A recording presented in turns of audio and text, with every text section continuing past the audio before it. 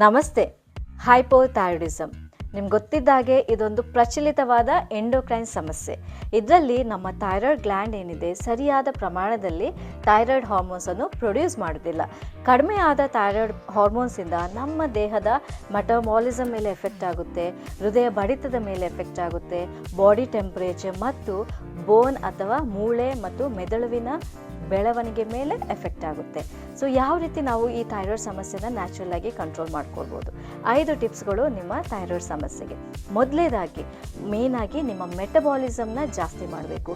BMR ಅಂತ ಹೇಳ್ತೇವೆ, that is basal metabolic rate. So ಯಾವ ರೀತಿ ಜಾಸ್ತಿ ಮಾಡ್ಕೊಳ್ಬೇಕು ಅಂದರೆ ನಿಮ್ಮ ಫಿಸಿಕಲ್ ಎಕ್ಸಸೈಸ್ನ ಜಾಸ್ತಿ ಮಾಡ್ಕೊಳ್ಳಿ, ಓಲ್ ಡೇ ಸ್ವಲ್ಪ ಆ್ಯಕ್ಟಿವ್ ಮತ್ತು ಎನರ್ಜಿಯಾಗಿ ಇಟ್ಕೊಳ್ಳಿ, ಮತ್ತು ಕರೆಕ್ಟ್ ಟೈಮಿಗೆ ಊಟ ಮಾಡೋದು, ಸರಿಯಾಗಿ ಪ್ರಮಾಣದಲ್ಲಿ ನಿದ್ದೆ ಮಾಡೋದು, ಆ್ಯಂಡ್ ಆಲ್ಸೋ ಚೆನ್ನಾಗಿ ನೀರು ಕುಡಿಯೋದು. ಈ ಅಭ್ಯಾಸ ಮಾಡೋದ್ರಿಂದ ನಿಮ್ಮ ಮೆಟಬಾಲಿಸಮ್ ಕೂಡ ಜಾಸ್ತಿ ಆಗುತ್ತೆ.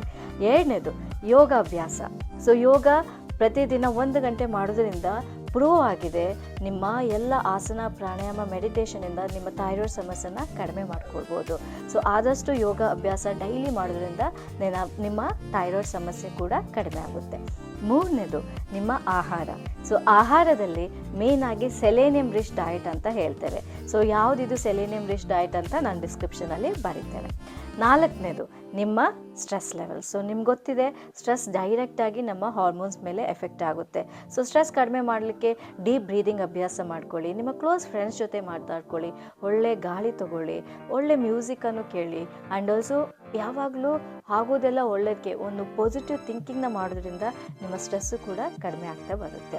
5ನೇದು ಡಿಟಾಕ್ಸಿಫಿಕೇಷನ್ ಟ್ರೀಟ್ಮೆಂಟ್. ನ್ಯಾಚುರೋಪತಿ ಟ್ರೀಟ್ಮೆಂಟ್ ಮಾಡೋದ್ರಿಂದ ಏನಾಗುತ್ತೆ, ನಮ್ಮ ದೇಹದಲ್ಲಿರುವ ಕಲ್ಮಶಗಳು ಹೊರಗಡೆ ಹೋಗಿ ಮೆಟಬಾಲಿಸಮ್ ಜಾಸ್ತಿಯಾಗಿ ನಮ್ಮ ಬಾಡಿ ಹೆಲ್ದಿ ಆಗ್ತಾ ಬರುತ್ತೆ, ಮತ್ತು ಅದರಿಂದ ನಮ್ಮ ತೂಕ ಕೂಡ ಕಂಟ್ರೋಲಲ್ಲಿ ಇರುತ್ತೆ.